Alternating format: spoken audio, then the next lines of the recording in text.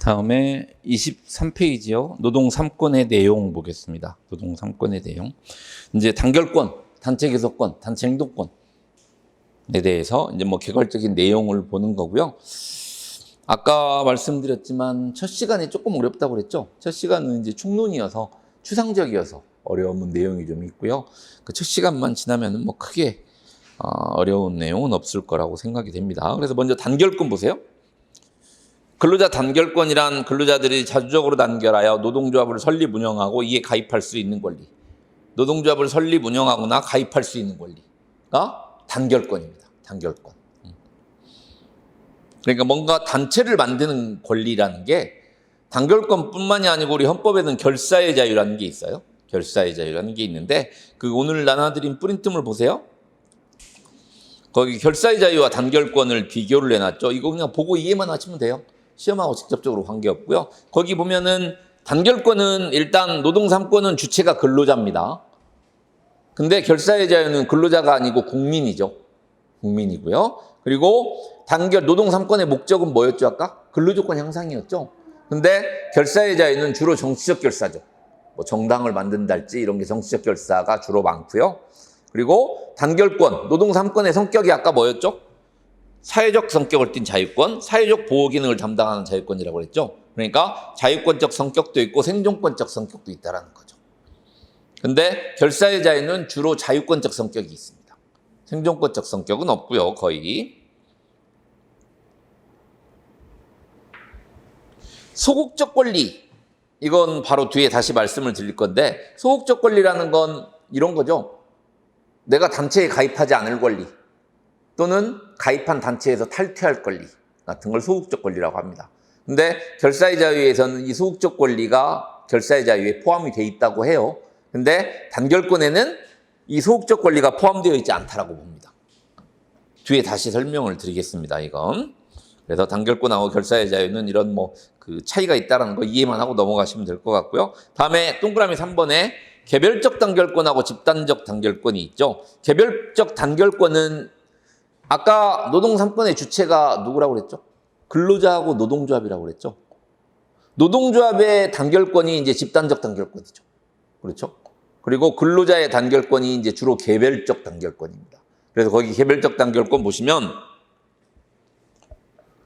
개별 근로자는 어떠한 간섭도 없이 자유로이 노동조합으로 대표되는 근로자 단체를 조직하거나 그에 가입하여 활동할 수 있다. 노동조합에 가입하거나 조합 운영에 참여할 수 있는 권리. 이건 이제 개별적 단결권이라고 하죠. 우리 노조법에도 규정이 있죠. 자유로이 노동조합을 조직하거나 이에 가입할 수 있다라고 규정이 되어 있습니다. 노조법에. 집단적 단결권. 근로자 단체는 기관의 구성, 재정 등의 내부 운영 사항에 관해서 자유로이 결정할 수 있고 또한 상부단체를 결성하거나 가입할 수 있다. 그러니까 노동조합을 만들면 노동조합이 조합 조직을 유지 운영을 해야 되잖아요. 그리고 확대할 수 있는 권리도 있고요. 그리고 상부연합단체 노동조합에 가입할 수도 있고요. 이게 이제 개별 집단적 단결권입니다. 우리 회사가 지금 기업별 노동조합인데 상부연합단체 노동조합 같은 데 가입할 수 있잖아요. 그게 이제 집단적 단결권이라는 거죠.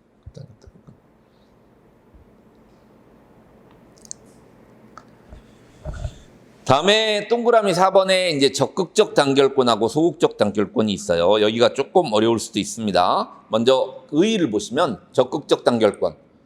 노동조합을 결성하고 이에 가입하여 노동조합의 구성원으로서 활동하는 권리. 뭐 당연한 거죠. 적극적 단결권. 소극적 단결권. 아까 뭐라고 그랬죠? 소극적 단결권이 노조에 가입하지 않을 자유. 가입한 노조에서 탈퇴할 자유. 이게 소극적 단결권. 거기 보시면 단결하지 아니할 자유를 말하는 바 원하는 경우 노동조합에 가입하지 않거나 언제든지 노동조합으로부터 탈퇴할 수 있는 권리. 이게 소극적 단결권이에요.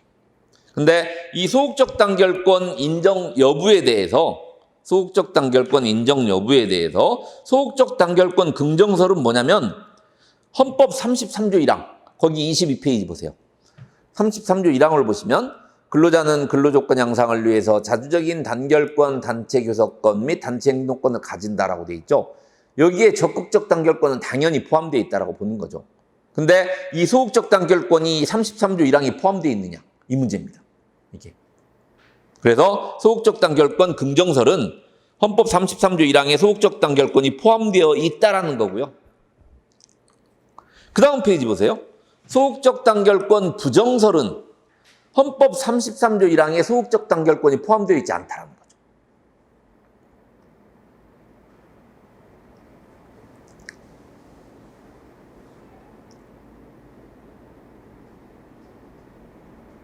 거기 세 번째 줄 보세요. 단결권은 적극적 단결권을 보호하기 위해서 대두된 기본권으로서 소극적 단결권 보호는 그 대상에서 제외된다. 포함이 안 돼 있다라는 거죠. 근데 여기에 대해서 우리 판례 입장, 판례가 중요하죠. 거기 박스 보세요. 박스. 거기 두 번째 줄 끝에 보세요. 헌법상 보장된 근로자의 단결권은 단결할 자유만을 가리킬 뿐이고 단결하지 아니할 자유, 이른바 소극적 단결권은 33조 1항에 포함되지 않는다고 보는 것이 우리 재판소의 선례이다. 그러니까 우리 헌법재판소 판례 입장은 소극적 단결권은 헌법 33조 1항에는 포함되어 있지 않다라는 거죠. 포함되어 있지 않다. 그러면은 내가 노동조합에 가입하지 않거나 가입한 노동조합에서 탈퇴할 수 없나요? 없을까요? 보세요. 그 밑에 다섯 번째 줄에 중간에 근로자가 노동조합을 결성하지 아니할 자유나 노동조합에 가입을 강제당하지 아니할 자유, 그리고 가입한 노동조합을 탈퇴할 자유는 헌법 10조 행복추구권에서 파생되는 일반적 행동자유 또는 결사의 자유에서 근거를 찾을 수 있다라고 되어 있습니다. 그러니까 헌법 33조 1항에 소극적 단결권은 포함되어 있지 않지만 헌법 10조 행복추구권 그 안에 하부 권리로서 일반적 행동자유권이 있어요. 그 일반적 행동자유권에 의해서 소극적 단결권이 행사를 하든지 아니면 결사의 자유에 의해서 가입한 노동조합에서 탈퇴를 하든지 뭐 이럴 수가 있다는 얘기죠. 근데 아무튼 우리 현재 입장은 헌법 33조 1항에는 소극적 단결권이 포함되어 있지 않다는 거죠. 그렇죠? 그게 중요한 겁니다. 그게.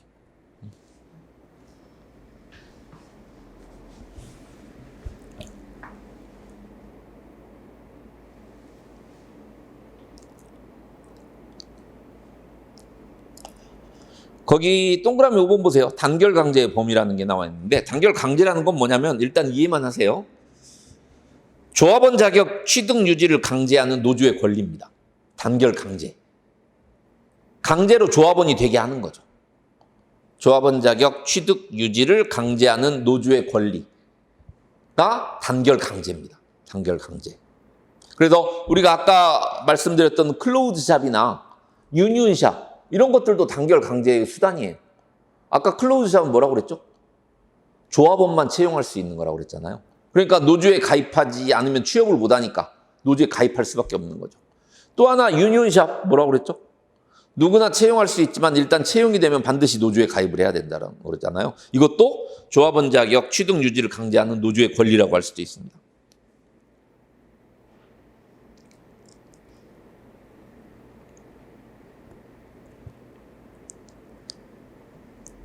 그래서 오늘 나눠드린 프린트물에 단결 강제 몇 가지 방법이 써 있어요. 그냥 복습하실 때 한번 읽어보시면 돼요.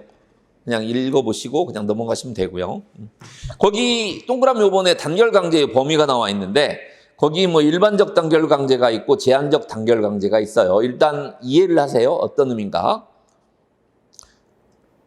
일반적 단결 강제는 노동조합에는 반드시 가입을 해야 되지만 가입할 노동조합을 내가 선택할 수 있다. 이게 일반적 단결 강제입니다. 근데 제한적 단결 강제는 반드시 특정 노동조합에만 가입해야 된다. 이게 제한적 단결 강제죠.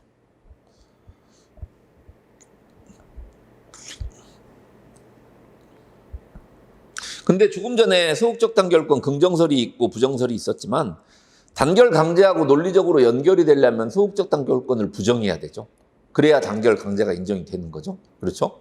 소극적 단결권 부정설은 헌법 33조 1항에 소극적 단결권이 인정이 안 되는 거니까. 그래서 소극적 단결권을 부정해야 단결 강제하고 논리적으로 연결될 수가 있습니다. 소극적 단결권 긍정설은 단결 강제하고 연결이 안 되는 거죠.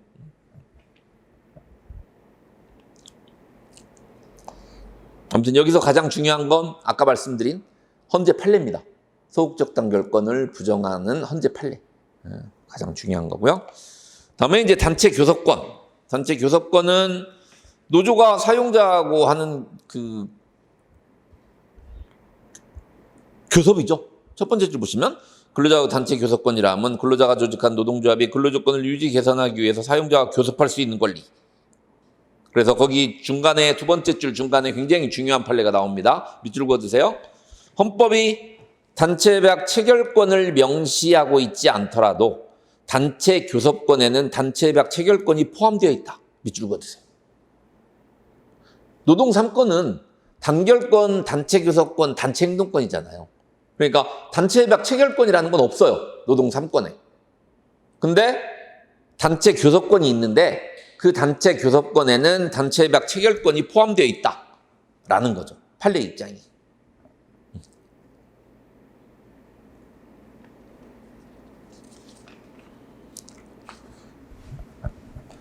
다음에 단체 행동권입니다. 단체 행동권이란 근로자가 근로조건 향상을 위해서 집단적으로 행동할 수 있는 권리. 그래서 보통 단체 행동 그러면 쟁의행위라고 많이 생각을 하죠. 근데 단체 행동은 원래 크게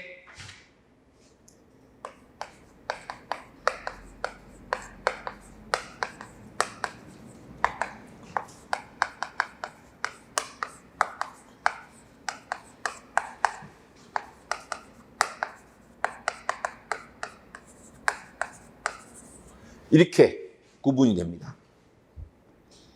그러니까 쟁의행위보다 단체 행동이 더 큰 거죠. 범위가. 쟁의행위가 뭐죠? 파업이죠. 파업 같은 거. 그렇죠? 파업.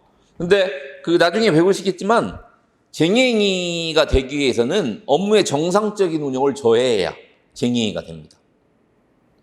그래서 똑같은 단체 행동인데 쟁의행위하고 이 조합활동의 차이는 뭐냐면 쟁의행위는 업무의 정상적인 운영을 저해하는 거고요. 조합활동은 업무의 정상적인 운영을 저해하지 않는 겁니다. 나중에 다시 배웁니다. 예를 들어서 이런 거죠. 일을 하면서 임금 인상 쟁취 이런 리본을 작용하고 있어요. 그리고 뭐 노조활동과 관련해서 조합원들한테 회사에서 유인물 같은 걸 배포를 해요. 이런 것들 일하면서 하는 거죠. 그러니까 업무의 정상적인 운영을 저해하지 않기 때문에 이건 조합활동이라고 하는 거죠. 그래서 단체 행동은 이렇게 쟁의행위하고 조합활동으로 구분할 수가 있는데 조합활동은 업무의 정상적인 운영을 저해하는 거고 쟁의행위는 업무의 정상적인 운영을 저해하는 거고 조합활동은 저해하지 않는 겁니다. 일단 이해만 하고 넘어가세요.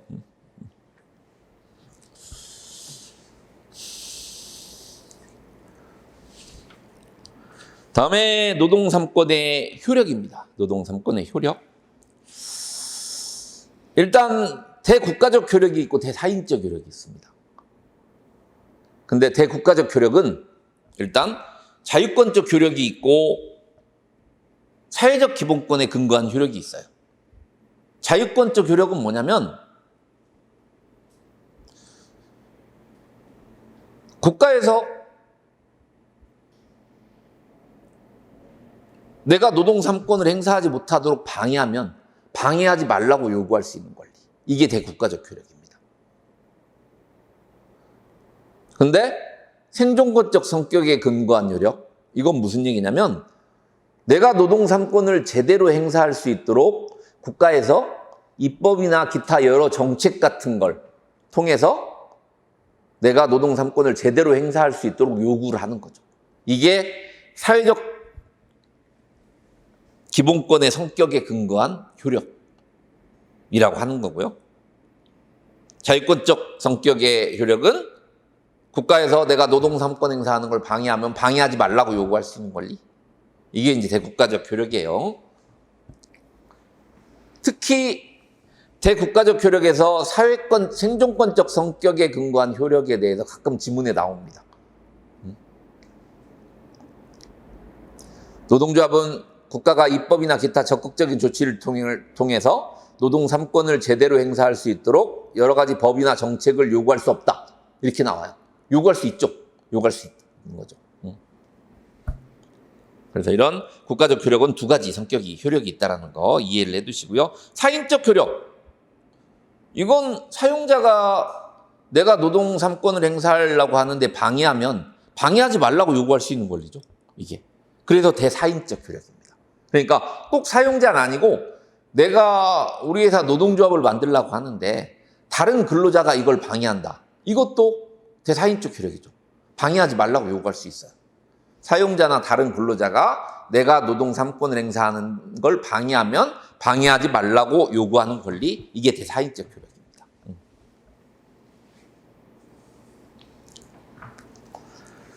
다음에 노동 3권 상호 간의 관계가 있죠. 상호 간의 관계는 뭐 일체성 여부는 한번 읽어보시면 됩니다. 읽어보시고요. 노동 3권은 붙어 있죠. 단결권, 단체 교섭권, 단체 행동권 붙어 있습니다. 그래서 상호 관련성이 있다라고 봅니다. 상호 관련성이 있다. 다음에 양가로 2번에 핵심적 권리입니다. 노동 3권, 단결권, 단체 교섭권, 단체 행동권 중에서 뭐가 가장 중요한 권리인가의 문제죠. 그래서 뭐 단결권이 중요하다는 견해도 있고요.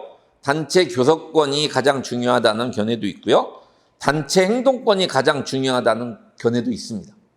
근데 우리 판례가 중요하죠. 우리 판례는 노동 3권 중에서 단체 교섭권이 가장 중요하다고 봅니다. 노동 3권 중 단체 교섭권은 가장 중액적 권리로 보장되어야 하고 나머지 단결권 및 단체 행동권은 이러한 단체 교섭이 가능하도록 수단으로서 보장될 수 있는 권리다. 라는 게 우리 판례 입장입니다. 판례 입장.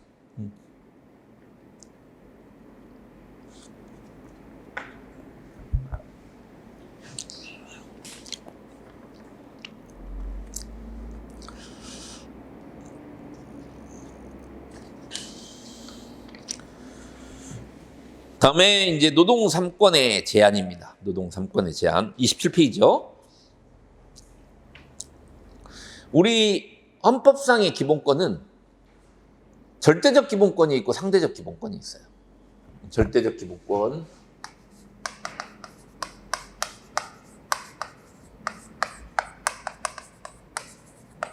상대적 기본권이 있습니다. 이 절대적 기본권은 어떠한 경우에도 제한할 수 없는 기본권이 절대적 기본권이죠.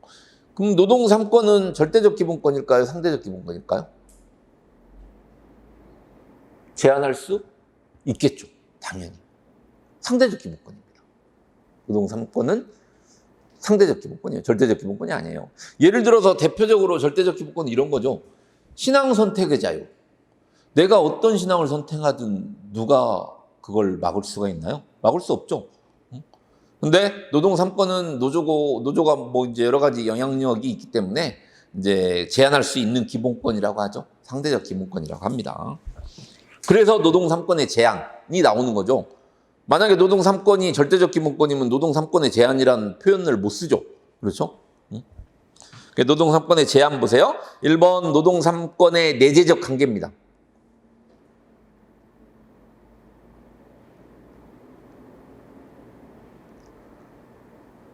두 번째 줄 중간에 보세요.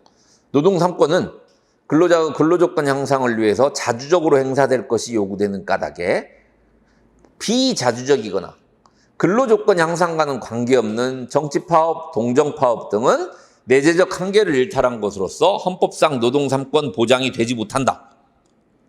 자주성이 있어야 된다거나 근로조건 향상과 관련이 돼 있어야 된다. 이게 내재적 한계라는 겁니다. 그러니까 근로조건 향상과 관계없으면 제한할 수 있다는 거죠.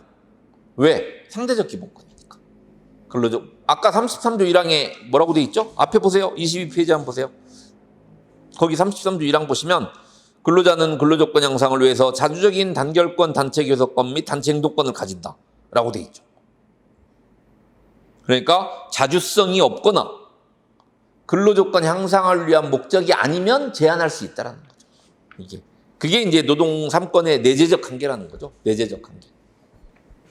그러니까 노동 3권은 목적이 아니에요. 수단이죠.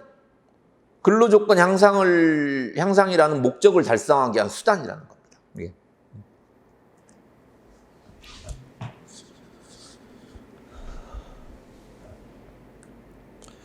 다음 2번 일반적 법률 유보 조항이라고 되어 있죠. 헌법 37조 2항에 의한 제한인데 이 헌법 37조 2항 보시면 국민의 모든 권리와 자유는 국가안전보장, 질서유지, 공공복리를 위해서 필요한 경우에 한해서 법률로서 제한할 수 있으며 노동 3권도 국민의 권리죠.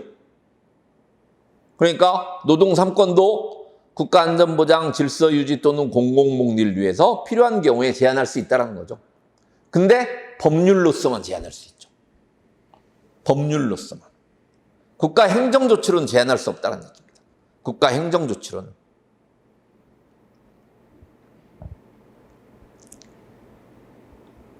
근데 법률로서 제한해도 제한이 그 한계가 있죠. 보세요. 제한하는 경우에도 자유와 권리의 본질적 내용은 침해할 수 없다. 예를 들어서 국가 안전보장을 위해서 노동 3권 자체를 행사하지 못하게 하면은 그건 본질적 내용을 침해하는 거죠. 국가 안전보장, 질서유지, 공공복리를 위해서 노동 3권을 제한할 수 있지만 본질적 내용은 침해할 수 없기 때문에 국가 안전보장을 위해서 노동 3권 자체를 부여하지 않는다. 노동 3권 자체를 행사하지 못하게 한다. 이건 본질적 내용을 침해하는 겁니다. 이건.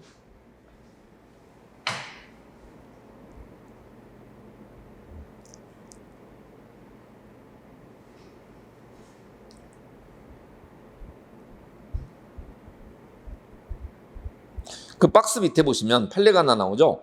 현행헌법에서 공무원 및 법률이 정하는 주요 방위산업체에 종사하는 근로자는 달리 근로자와는 달리 특수경비원에 대해서는 단체행동권 등 근로 3권 제한에 관한 개별적 제한 규정을 두고 있지 않더라도 헌법 37조 2항, 여기 있죠? 지금 본 거. 이 조항에 따른 기본권 제한 원칙에 의해서 특수경비원의 근로 3권 중 하나인 단체행동권을 제한할 수 있다. 라고 나와 있습니다. 그러니까 국민의 모든 자유와 권리는 다 제한할 수 있다는 거죠. 근데 법률로서만 제한해야 되고 제한하는 경우에도 자유와 권리의 본질적 내용은 침해할 수 없다는 거죠. 그래서 이 37조 2항에 이 노동 3권도 대상이 될 수 있다는 거죠. 37조 2항에 노동 3권도 대상이 될 수 있다는 거죠.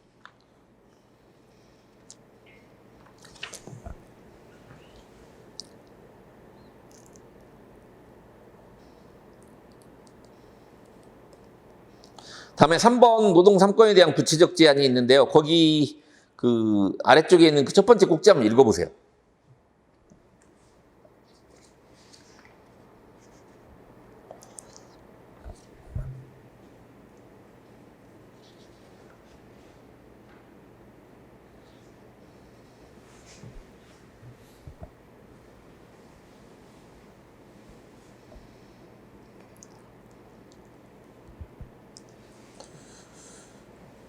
우리 헌법 33조 2항에는 공무원인 근로자는 법률이 정하는 자에 한해서 단결권, 단체 개속권, 단체 행동권을 갖는다라고 되어 있습니다. 근데 오늘 프린트물 보세요. 거기.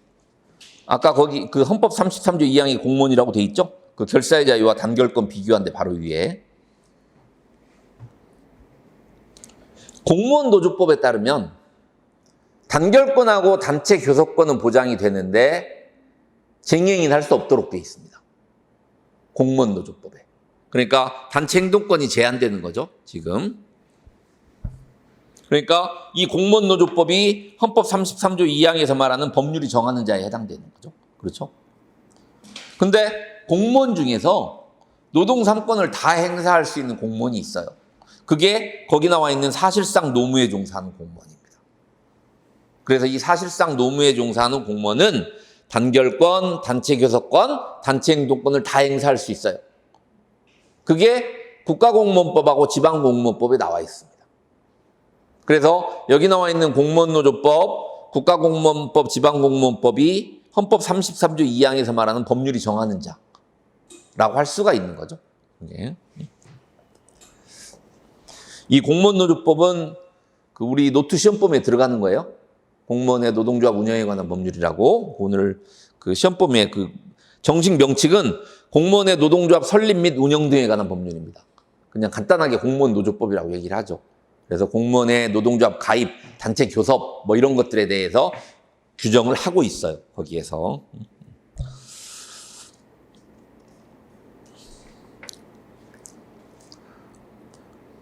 그 다음 페이지 보세요. 교원도 마찬가지예요. 교원도 우리 교원노조법이 시험범위에 들어가죠. 교원노조법. 그래서 이 교원노조법이라고 하지만 이것도 교원의 노동조합 설립 운영 등에 관한 법률이 정식 명칭입니다. 근데 이 교원노조법에서도 공무원노조법하고 똑같이 단결권하고 단체 교섭권만 인정이 됩니다. 공무원노조법하고 똑같이 단결권하고 단체 교섭권만 인정이 됩니다. 그리고 아까 헌법 33조 3항의 주요 방위산업체 종사 공무원은 단체 행동권을 제한하거나 인정하지 아니할 수 있다라고 했죠. 내용 뒤에 다시 나오니까요. 그건 거기서 보도록 하겠습니다. 그리고 거기 28페이지에 나와 있는 사업의 성질에 따른 노동 3권 제한이 있죠. 이건 뒷부분에 관련 부분에서 다시 말씀을 드릴게요. 여기까지 해서 총론을 마쳤습니다. 총론을 마쳤고요. 몇 가지 조금 추상적이고 어려운 부분이 있을 수는 있는데 그렇게 이해하시긴 이해가 안 되시는 내용이 있으면 따로 질문을 해주세요. 저한테 쉬는 시간에. 다음에 이제 개별적 근로관계법인데요. 그 중에서 근로기준법을 보도록 하겠습니다. 근로기준법. 근데 아직 너무 이제 성급한 얘기일 수도 있는데 우리 이제 노원하고 노트 시험 범위와 관련된 법률이 굉장히 많죠. 노원에는 근로기준법 이외 기타 법률이 10개고 노트는 노조법 이외 기타 법률이 4개죠. 그러면 총 법률이 노동법 관련해서 법률이 몇 개죠? 하나, 둘, 11, 5개, 16개죠. 16개입니다. 그중에 2차 시험에는 근로기준법하고 노조법에서 나옵니다. 거의 99%가. 1차 시험은 법전을 안 주는데 2차 시험은 법전을 주죠. 그러니까 근로기준법하고 노조법 말고는 다른 법률들은 2차 시험에 낼 만한 것들은 다 법조문 말고는 없어요. 근데 법전을 나눠주니까 낼 의미가 없는 거죠. 그래서 2차 시험에서는 근기법, 근로기준법하고 노조법만 거의 99%입니다. 99%. 그래서 실제 이제 기본 강의를 할 때도 주로 이제 근로기준법이나 노조법 위주로 강의를 하긴 합니다. 근데 이제 내년 시험에서는 기타 법률이 조금 출제 비중이 좀 높아질 거라고 이제 생각이 되기 때문에 이전의 강의보다는 조금 이제 기타 법률에 대한 강의를 조금 많이 하긴 할 건데요. 그래도 기본적으로는 근로기준법이나 노조법 위주로 강의를 합니다. 그래서 먼저 32페이지요. 근로기준법 총칙입니다. 근로기준법 총칙.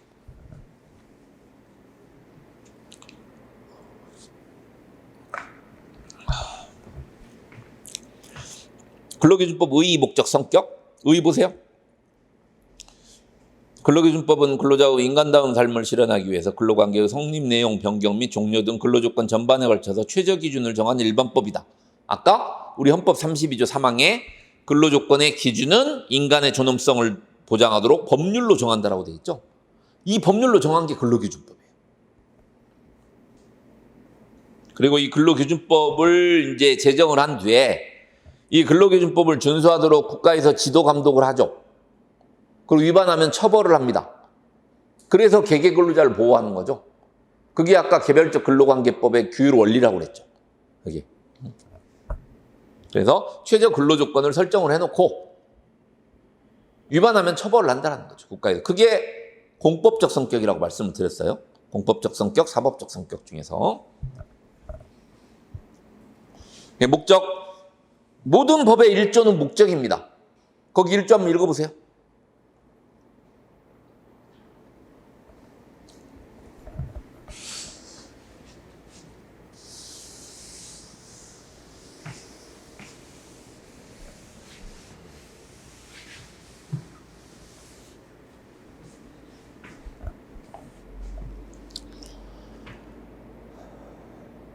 다음 성격 보세요. 근로기준법은 근로관계 당사자에게 근로계약 내용과 근로기준법에서 정하고 있는 최저 기준으로서의 근로조건을 준수하고 이행할 것을 강제하는 강행법률이다. 아까 개별적 근로관계의 성격은 주로 강행법적 성질이 많다라고 그랬죠? 그게 위반을 준수하도록 지도 감독하고 위반하면 처벌하는 거죠. 강행적 법률이라는 것. 다음 두 번째, 근로기준법은 사용자에게 국가가 정한 법률에 따라 의무를 부과하고 이를 강제하는 공법적 성격이다. 그렇죠? 위반하면 처벌을 하니까 공법적 성격이죠. 그리고 공법적 성격과 더불어 근로계약, 취업규칙, 임금, 근로시간 등의 노사 대등 결정 원칙에 따라서 결정하는 사법적 성격을 갖는다. 근로계약도 계약이잖아요. 계약은 지켜야 되죠. 그러니까 이건 사법적 성격을 갖는다는 거죠.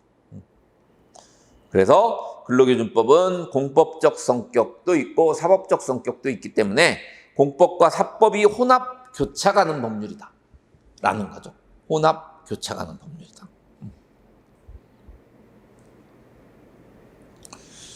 다음에 근로기준법 기본 원칙입니다. 근로기준법 기본 원칙. 근로조건 저하 금지라고 되어 있죠. 3조. 이 법에서 정하는 근로조건은 최저 기준이므로 근로관계 당사자는 이 기준을 이유로 근로조건을 낮출 수 없다.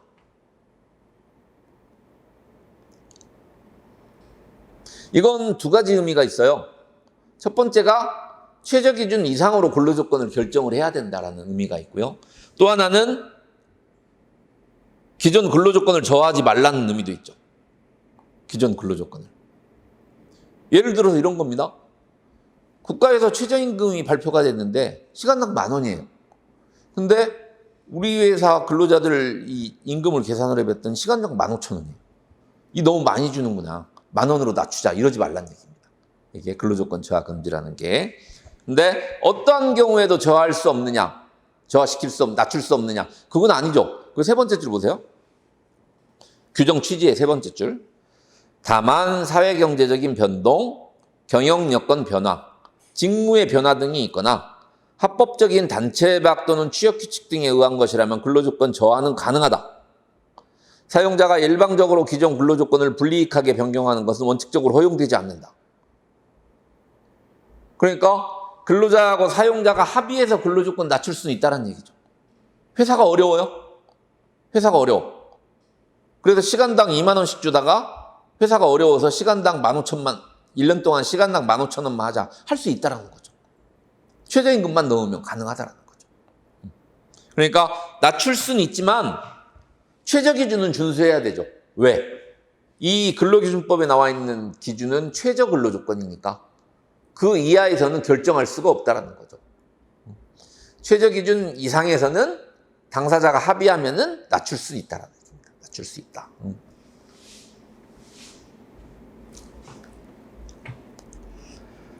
다음에 양가로 2번 근로조건 기준의 의미입니다. 근로조건의 기준이란 사용자와 근로자 사이의 관계에서 임금, 근로시간, 후생, 해고 기타 근로자 대우에 관해서 정한 일체의 조건.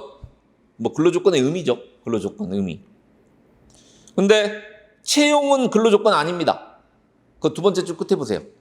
채용은 근로관계 이전 사항이므로 남녀 고용평등법에서와 같은 별도 규정이 없으면 근로조건에 포함되지 않는다. 채용은 근로조건이 아니기 때문에 3조가 적용이 안 되죠. 근로조건이 아니기 때문에.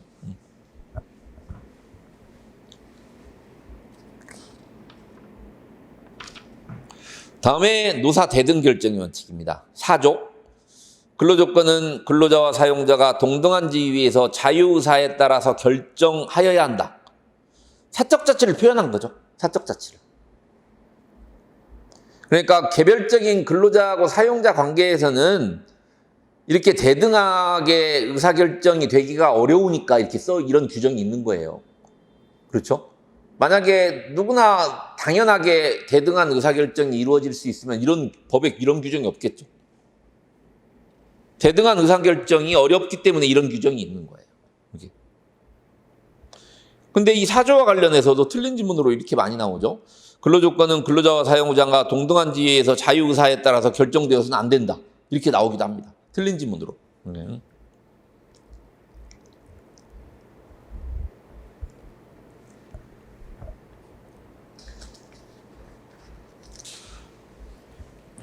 다음에 근로조건의 준수입니다. 근로조건의 준수. 5조. 근로자와 사용자는 각자가 단체협약 취업규칙과 근로계약을 지키고 성실하게 이행할 의무가 있다. 이건 당연한 거죠. 단체협약 체결했으면 지켜야 되죠. 뭐 취업규칙도 사용자가 제정을 했으면 다 지켜야 됩니다. 근로계약도 내가 사인했으면 당연히 지켜야 되는 거죠. 근데 지금 우리가 본 여기 나와 있는 3조, 근로조건 기준과 관련된 3조, 그리고 근로조건 결정과 관련된 4조, 그리고 근로조건 준수와 관련된 5조. 이건 처벌 규정이 없습니다. 처벌 규정이 없다라는 건 훈시적 선언적 규정이란 얘기예요. 처벌 규정이 없다라는 건 훈시적 선언적 규정이란 얘기입니다.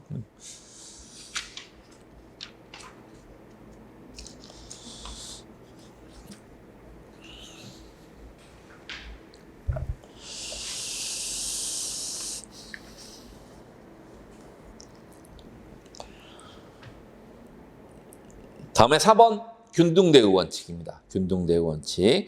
다른 말로 하면 뭐 차별적 대우 금지라고 되어 있는데요. 의 보시면 우리 금기법 6조 한번 읽어보세요. 거기 6조.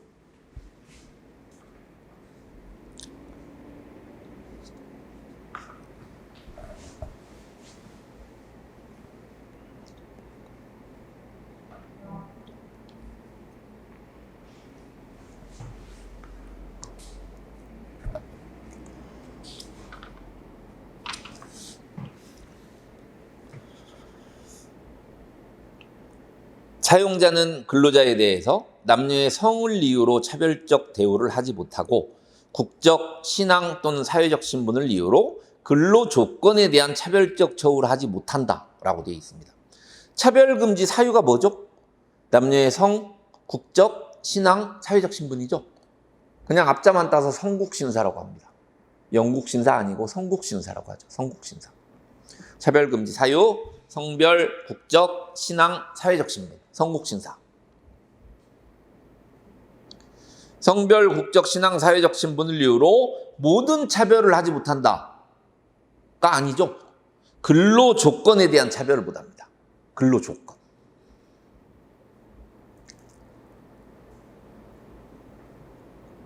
근로 조건에 대한 차별을 못하는 거예요. 우리 헌법 11조에는 법 앞에 평등이라는 내용이 있어요. 헌법 11조에는 법 앞에 평등이라는 내용이 있는데 이 헌법 11조에 규정된 법 앞에 평등을 근로관계에서 실현시키기 위해서 우리 근로기준법 6조에 균등대우 원칙을 규정을 한 겁니다. 균등대우 원칙을. 그래서 이 차별적 처우란 그 네 번째 줄 끝에 보세요. 당해 사업장의 다른 근로자에 비해서 불이익 또는 유리한 처우를 하는 것을 차별적 처우라고 합니다. 그래서 만약에 이렇게 차별 대우를 하면 거기 다섯 번째 줄 끝에 보세요. 근로기준법은 차별 대우를 밑줄 그어주세요. 근로기준법은 차별 대우를 단지 사법적으로 무효화하는 것에 그치지 않고 벌칙으로서 사용자로 하여금 준수 이행을 강제하고 있으므로 6조는 강행적 효력 규정이다. 거기까지 밑줄 그어주세요.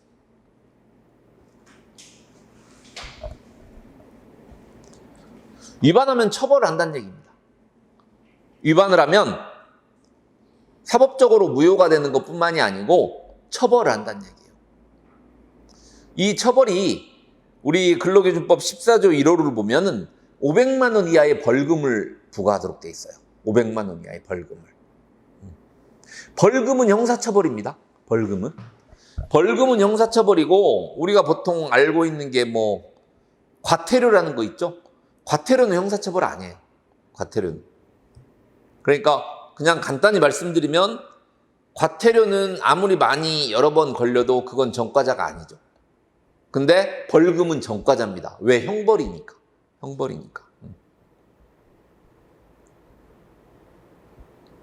근데 이 6조 균등대우 원칙을 위반을 하면은 500만 원 이하의 벌금에 처하는 거죠. 500만 원 이하의 벌금에.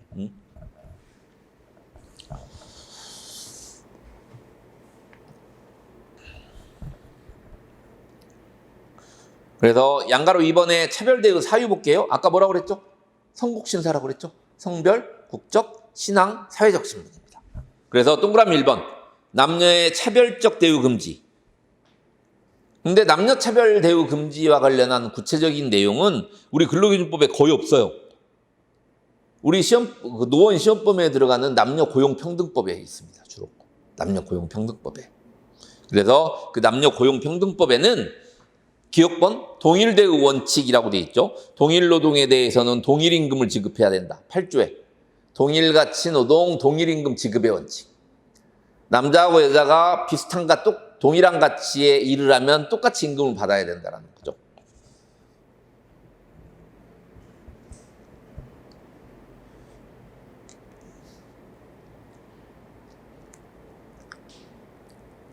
다음 니은번 기타 차별금지 사유가 있는데요. 임금차별 외에 근로자의 모집이나 채용에서도 남녀차별할 수 없도록 돼 있어요. 남녀고용평등법에서는. 그리고 모집이나 채용을 할 때 뭐 용모나 키, 체중, 미혼 조건 같은 걸 요구하면은 8조 위반이 되는 거죠. 8조 위반이 되도록 돼 있습니다. 그리고 임금 외의 금품, 교육 배치 승진에 있어서도 남녀차별을 못하도록 돼 있고요. 정년, 퇴직, 해고에 있어서도 남녀차별을 금지하고 있습니다. 아까 채용은 근로조건이라고 했습니까? 아니라고 했습니까? 채용은 근로조건 아니라고 그랬죠. 채용은 근로조건 아니에요. 아까 앞에서 보세요. 거기 33페이지 앞에 거기 양가로 위반 근로조건 기준의 의미에서 그 두 번째 줄 끝에 보세요. 채용은 근로관계 이전 사항이므로 남녀고용평등법에서와 같은 별도 규정이 없으면 근로조건에 포함되지 않는다라고 돼 있죠. 그럼 다시 돌아와서 조금 전에 6조가 뭐라고 돼 있죠? 사용자는 근로자에 대해서 남녀의 성을 이유로 차별적 대우를 하지 못하고 국적, 신앙 또는 사회적 신분을 이유로 근로조건에 대한 차별적 처우를 하지 못한다고 돼 있어요. 그러니까 모든 차별을 할 수 없는 게 아니고 우리 근로기준법 6조는 근로조건에서 차별을 못하도록 돼 있죠. 그럼 제가 지금 말씀드린 게 맞는 지문인가 틀린 지문인가 한번 보세요. 채용 시 남녀 차별은 근로기준법 6조 위반이다. 맞습니까? 채용 시 남녀 차별은 근로기준법 6조 위반이다. 채용은 근로조건 아니라고 그랬죠. 그러니까 근기법 6조 위반 아니죠. 그렇죠? 근데 채용할 때 남녀 차별을 못 하잖아요. 못 하는 이유는 남녀고용평등법에 못 하도록 돼 있기 때문에 못 하는 거예요. 그게. 객관식이 그렇게 나와요. 채용 시 남녀 차별하면 근로기준법 6조 위반이다. 이건 틀린 지문이에요. 근로기준법 6조 위반이 아니죠. 왜? 채용은 근로조건이 아니기 때문에.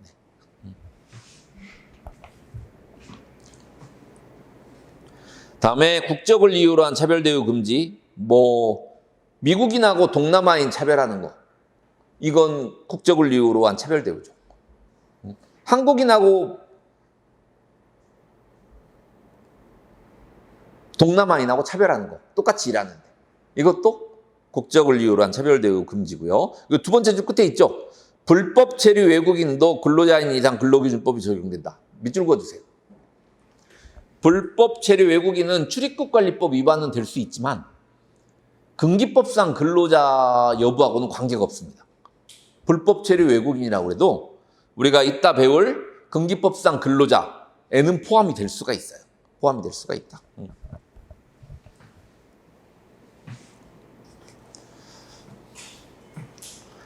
다음에 그 다음 페이지 동그라미 3번 신앙을 이유로 한 차별대우 금지 성국신사적 신앙이란 종교적 신념을 말하는데 여기에는 정치적 사상적 신념도 포함된다. 밑줄 그어주세요. 종교뿐만이 아니고 정치적 견해로 인한 차별대우도 하지 말라는 거죠. 그렇게 해석을 합니다. 정치적 사상적 신념에 의해서 차별대우도 하지 말라라는 겁니다. 마지막으로 사회적 신분을 이유로 한 차별대우 금지 성국신사 사회적 신분을 이유로도 차별하면 안 된다는 거죠. 사회적 신분의 개념은 사회에서 장기간 차지하는 지위로서 일정한 사회적 평가가 수반되는 걸 사회적 신분이라고 합니다. 근데 이 사회적 신분에는 선천적 신분이나 후천적 신분도 다 포함이 돼요. 그래서 선천적 신분뿐만이 아니고 후천적 신분을 이유로도 차별 대우를 하면 안 된다라는 거죠. 안 된다. 차별 대우 사유까지 봤고요.